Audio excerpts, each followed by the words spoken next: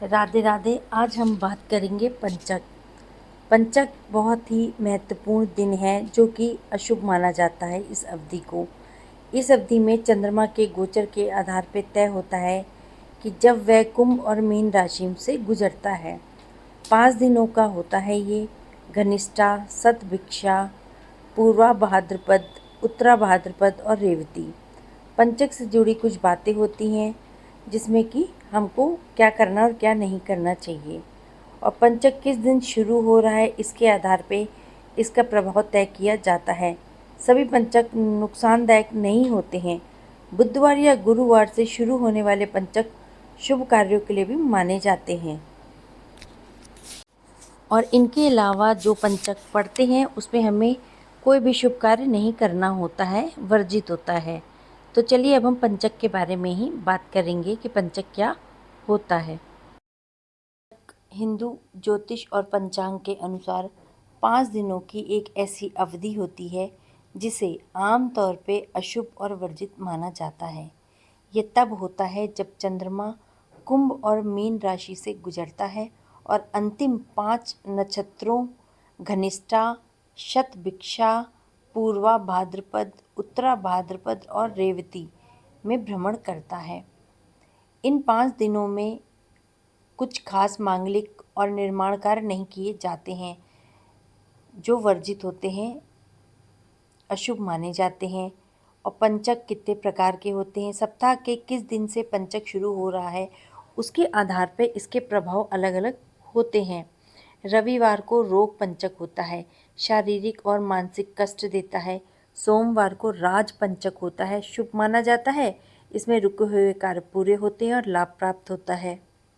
मंगलवार को अग्नि पंचक होता है, दुर्घटना, विवाद और आग लगने का भय रहता है।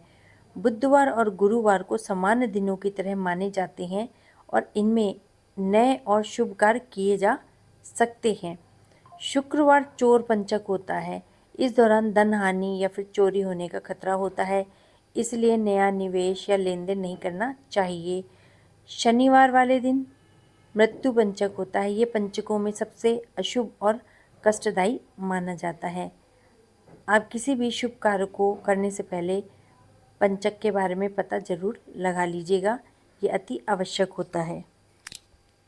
पंचक 2026 में 2 बार पंचक का संयोग बन रहा है। पहला पंचक महीने की शुरुआत में लगेगा जिसे शनिवार से शुरू होने के कारण मृत्यु पंचक कहा जाता है।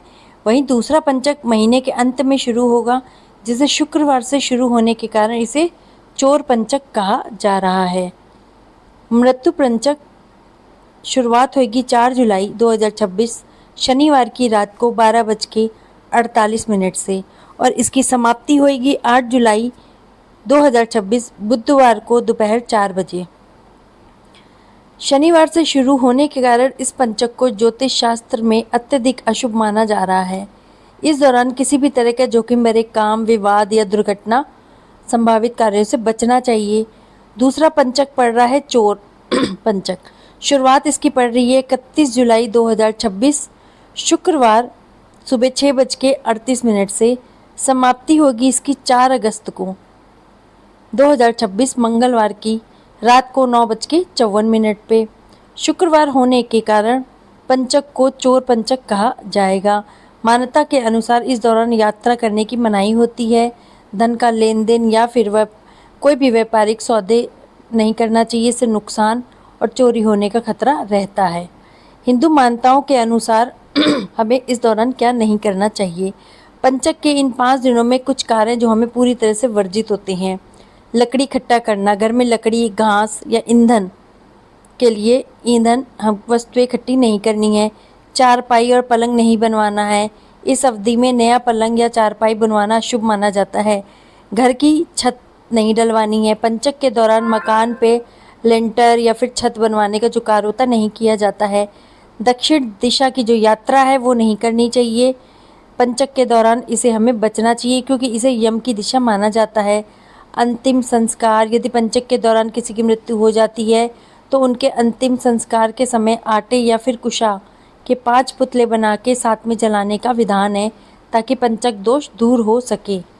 इस प्रकार से हमें ये सब कार्य करने हैं पंचक के दौरान, और जो भी अशुभ चीज़ें हैं वो नहीं करनी चाहिए और हमें कोई भी शुभ कार्य नहीं करना चाहिए। इस प्रकार से पंचक जो जुलाई के 2026 में लग रहा है, उसका जो टाइम है और जो डेट है, उसके अनुसार ही हमें सब काम देखने हैं और कोई भी शुभ कार्य नहीं करना है। हमें इस महीने में सिर्फ पूजा पाठ करनी होती है पंचक के दौरान और श्री हरि का नाम लेना होता है। ओम नमो भगवते वासुदेवाय देखने हैं और कोई भी शुभ कार्य नहीं करना है। अगर आपको मेरा चैनल पसंद आया है तो इसको लाइक, शेयर और सब्सक्राइब करिएगा। धन्यवाद।